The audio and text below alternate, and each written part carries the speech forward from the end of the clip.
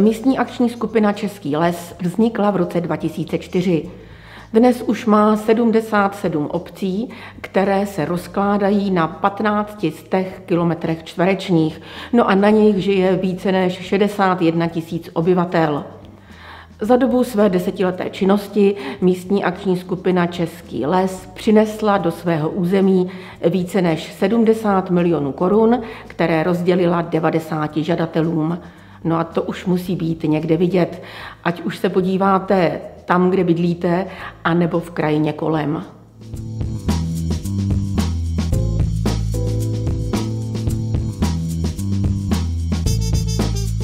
Peníze od nás dostávali podnikatelé, zemědělci, spolky, církve, ale nejčastějšími a nejspolehlivějšími žadateli byly obce. Nemůžeme přehlédnout opravené kulturní domy, kostely, kapličky, nová dětská hřiště, sokolovny, rozhledny, naučné stezky, nejrůznější slavnosti, galerie, sportovní podniky, řemeslné dílny, jarmarky i řadu vzdělávacích akcí. 10. výročí svojí existence si připomněla místní akční skupina Český les společenským večerem a valnou hromadou.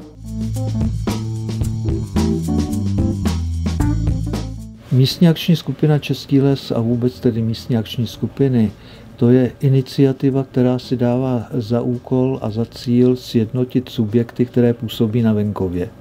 Vedle komunální sféry je to především potom ta sféra drobných podnikatelů, kteří působí na venkově.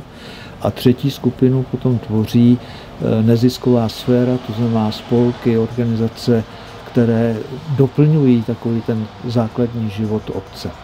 Smyslem práce je spojit všechny tyhle subjekty k tomu, aby se společným úsilím, vzájemnou spoluprací vlastně podíleli na jakémsi vnitřním životě dané obce, na jejím rozvoji. Nejenom já jako fyzická osoba, ale především Svazek obcí Domažlicko, kterého jsem taktéž předsedou, přišel do místní akční skupiny s 42 obcema, čím jsme vlastně pokryli většinu území Domažlického okresu. Přináší nám to nejenom peníze, ty od toho očekáváme všichni, ale především to poznání, protože zde se vždycky lámal okres Domažlice s okresem Tachov. No a ty starostové, protože Tachov byl vždy namířen směrem ke Karlovým Varům spíš než k nám. No a ty starostové se navzájem poznávají a zjišťují, že oba dva okresy vlastně mohou splynout. Od počátku byly projekty stavěny přímo na obce, na potřeby obce. Spolupracovali jsme i se soukromým sektorem a v podstatě od krajských dotací z programu stabilizace a obnovy venkova se místní akční skupina stala druhým zdrojem možností pro malé obce, jak získávat prostředky k rozvoji. Když jsem zjistila, jaký je cíl této místní akční skupiny, tak jsem se rozhodla, že je to pravé, co vlastně chci, protože na venkově žiju celý život a chtěla jsem, aby ten venkov šel někam dopředu, aby se tu něco zlepšilo. Samozřejmě bych si přála, aby těch peněz, které budeme rozdělovat, bylo daleko víc, aby jsme mohli tomu regionu tady co nejvíc pomoci, protože myslím si, že zrovna finanční prostředky místní akční skupiny jsou jedny z mála, na které si můžou dosáhnout právě ty malé obce. K místní akční skupině bych chtěla říct to, že vlastně je to parta lidí, se kterou se určitě rádi potkáváme, ale nejenom to, vděčíme jí za hodně, a to za rozvoj vlastně obce Staré Sedlo. V současné době máme spoustu koutků pro děti, pro dospělé, máme opravené křížky v obcích i mimo obce. Ohlasy ze všech stran jsou víceméně pozitivní a člověka vždycky potěší, když přijede do nějaké obce, kde třeba nikdy nebyl a říkají lidi, vy jste z té místní akční skupiny, no my tady máme hřiště, to je úplně úžasné. Takže člověka potěší taková ta zpětná vazba, kterou dostává.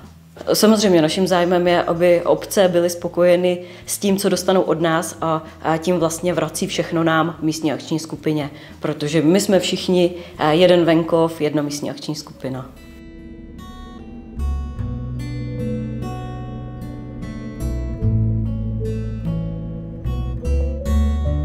Místní akční skupina pomohla klubu českých turistů s opravou statického zajištění Kurcovy věže na Čerchově. Bylo to podpořeno ve 2 částkách, dohromady ta částka činila 900 000 korun. Kdyby nebylo teda místní akční skupiny, tak by v podstatě na Čerchov nemohli chodit turisté, protože by ta věž nebyla bezpečná.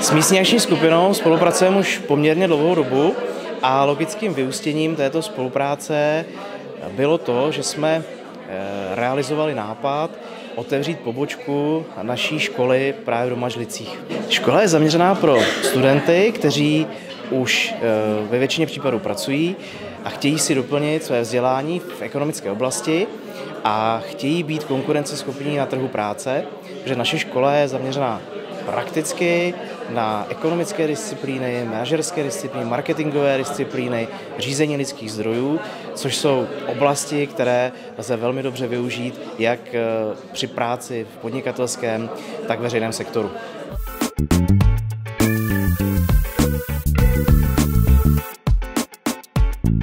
S myšlenkou opravy tohoto sálu přišel v roce 2010 starosta sboru dobrovolných hasičů pan Václav Sladký a samozřejmě s místním starostou panem Jaroslavem Konopem oslovili místní akční skupinu Český les o možnou spolupráci. V této spolupráci byl samozřejmě připraven projekt na celkovou revitalizaci tohoto sálu. Musím říci, že bez této spolupráce by tato oprava neproběhla. Tento sál samozřejmě je využíván jak na kulturní akce v rámci této obce, tak na sportovní akce a společenské akce během celého roku.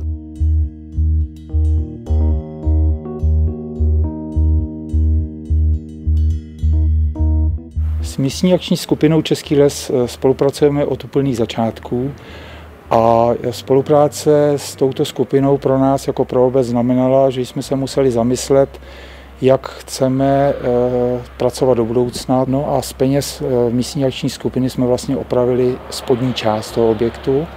Vybudovali jsme sociální zařízení a vytvořili jsme vlastně prostor, kde se můžou vlastně občané scházet, kde jsme organizovali kluby řemesel, kde jsme dělali i jako obec třeba vítání občánků a ten objekt se zkulturnil, je hezký a myslíme si, že nebýt spolupráce s místní akční skupinou, tak bychom ho výrazně déle opravovali.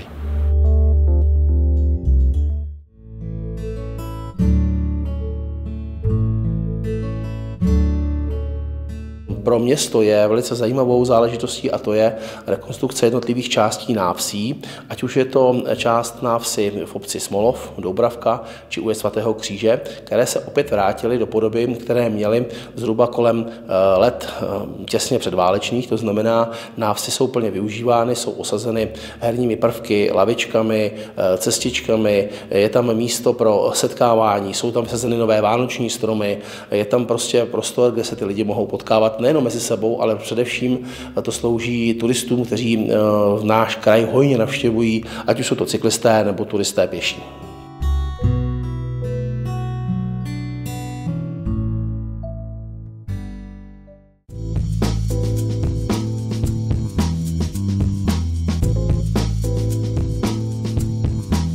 Významnou akcí, která byla, je to obnova kulturního domu, kde jsme nakoupili vybavení a protože divadelní spolek tvrdil, že divadlo se nedá hrát bez opony, takže jsme museli pořídit oponu, osvětlení jeviště a všechno, co se k divadelnímu kumštu náleží.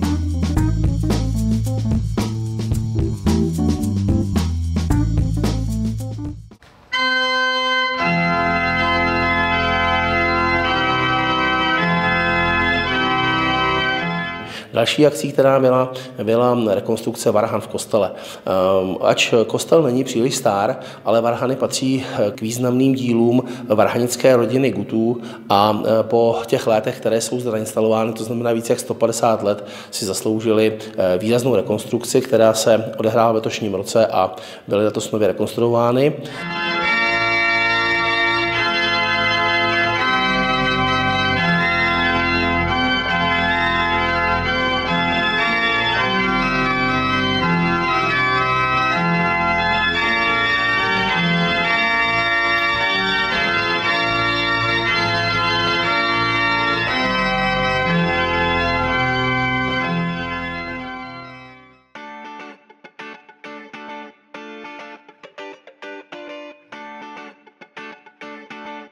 Spolupráce s místní akční skupinou Český les byla vynikající a díky jejich podpoře jsme mohli zrealizovat rekonstrukci návsi.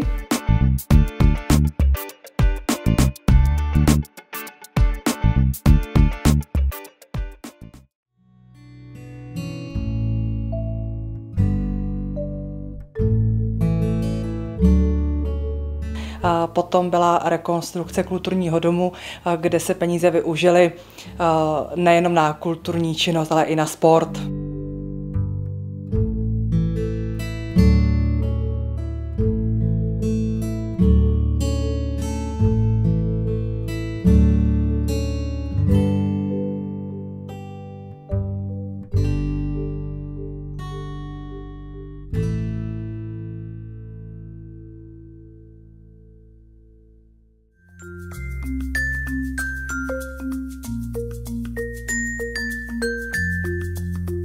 Další realizovanou akcí byla výstavba nebo vybudování keramické dílny, to bylo taky v budově kulturního domu.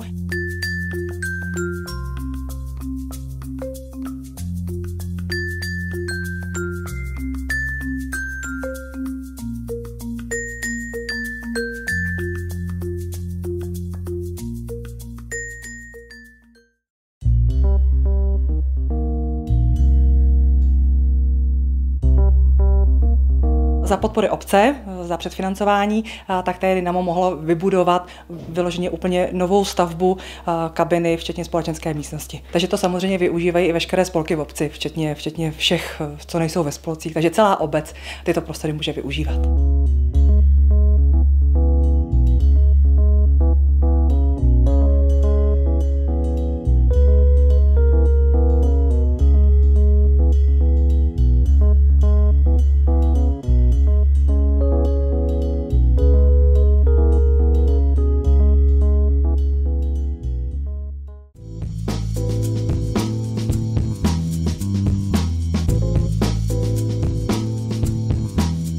Rekonstrukce zastřešení věže místního kostela svatého Jana a Pavla.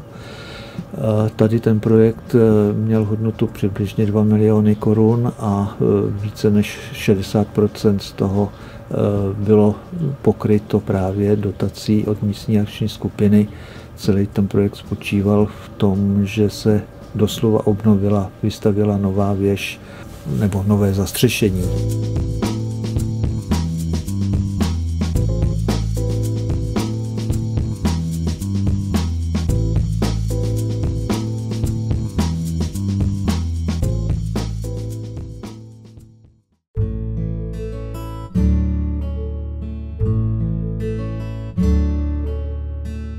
Venkovní pavlač na hlavní budově Vesnického muzea. Tohle to byl projekt, který zabezpečovala obecně prospěšná společnost Zlatý čas, která je majitelem a provozovatelem Vesnického muzea.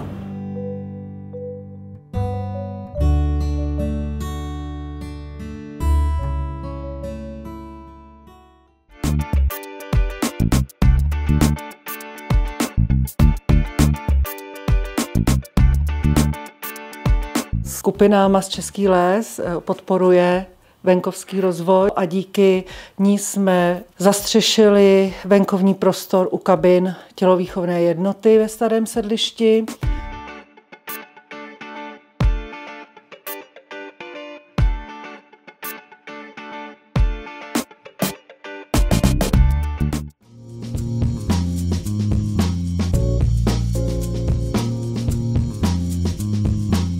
Došlo na zastřešení školy, stravovacího pavilonu.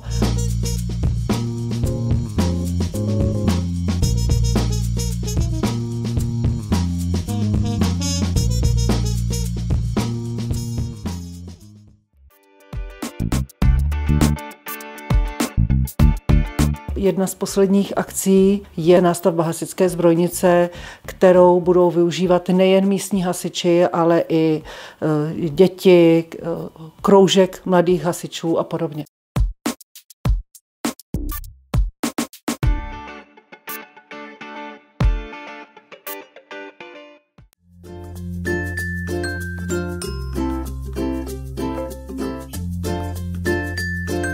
Toto zařízení je zázemí pro střelnici jako hlavní účel a jinak to využívají občané a organizace. Občané to využívají na narozeniny, svatby a spolky na posezení.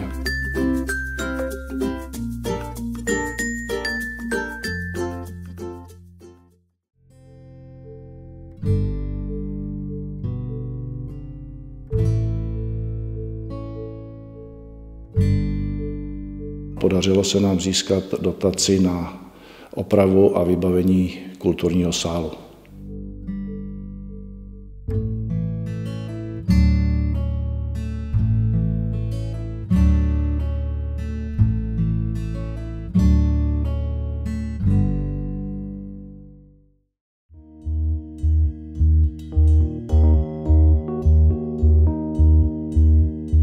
Právě takovéhle skupiny, které vidí místní poměry a místní situace, mohou více pomoct. Na tohoto objektu se podílel nejprve na krovu a střechy kaple.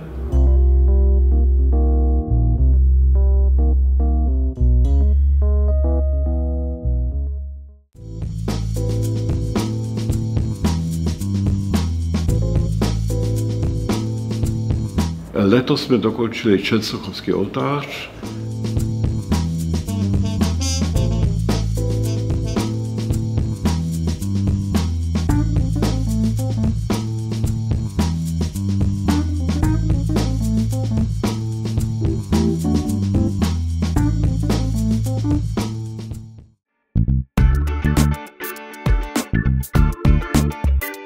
Dokončili jsme také přístavbu. Je nezbytným zázemím pro údržbu, pro provoz.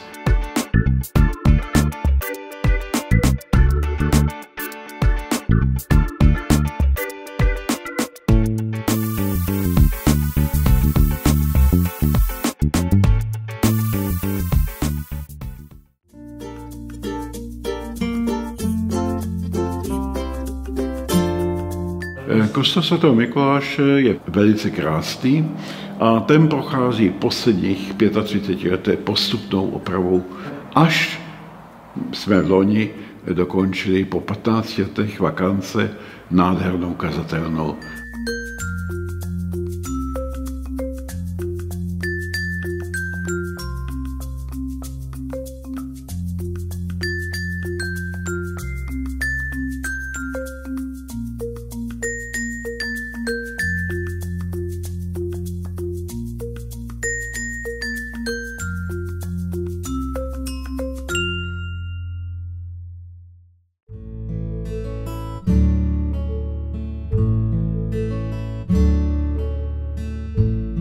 My jako tělovýchovná jednota jsme si pořídili nové, velice moderní umělohmotné podlahy do sportovní haly a do herny stolního tenisu, což nám umožnilo samozřejmě nejenom sportovat všeobecně, ale dokonce hrajeme i výkonnostní sport, hrajeme první ligu ve stolním tenisu díky těmto podlahám, protože předtím jsme museli jezdit jinam.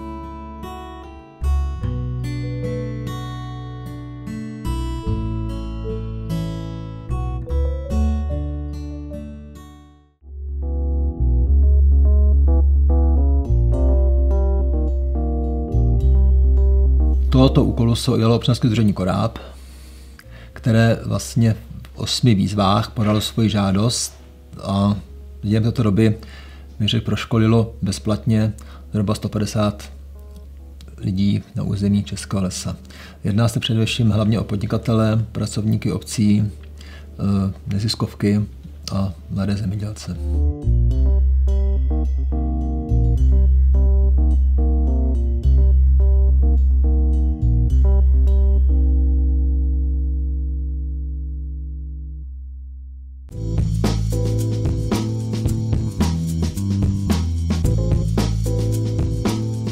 Povedlo se udělat zateplení, povedla se udělat střecha, výměna plechových vrat, které byly nedostačující. Dnes jsou elektrické rolovací vrata a bylo pořízeno plynové vytápění, včetně podlah objektu, a byla udělaná klubovna pro mladé hasiče. Současně na přilehlém pozemku byly namontovány cvičební stroje.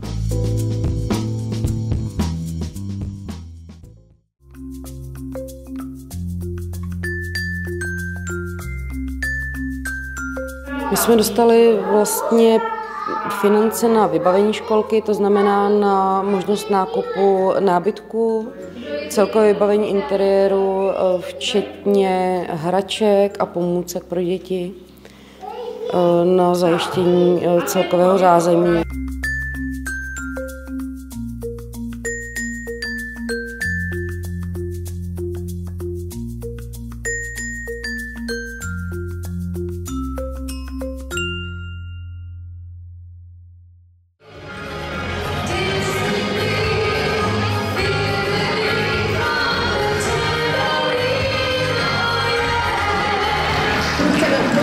Na města a obce, která se i díky našim dotacím úspěšně rozvíjejí.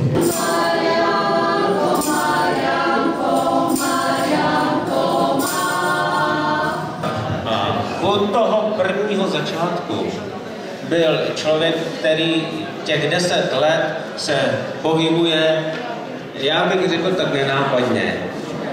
Nenápadně všude. Je to Vlastník Hálek, kde je?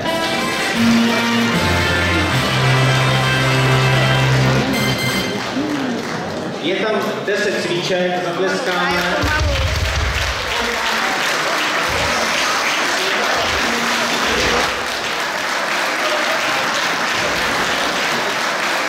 Naším držitelem regionální značky Český les je zemědělské obchodní družstvo Mrákov.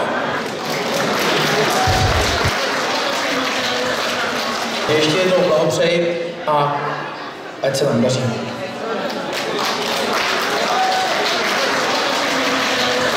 Momentálně si otevřeme všichni. 10 let je před námi, ale jsme tady a teď. Všichni, kteří jsou naši členové, ať vidíme, kolik přišlo, si otevřou deštník.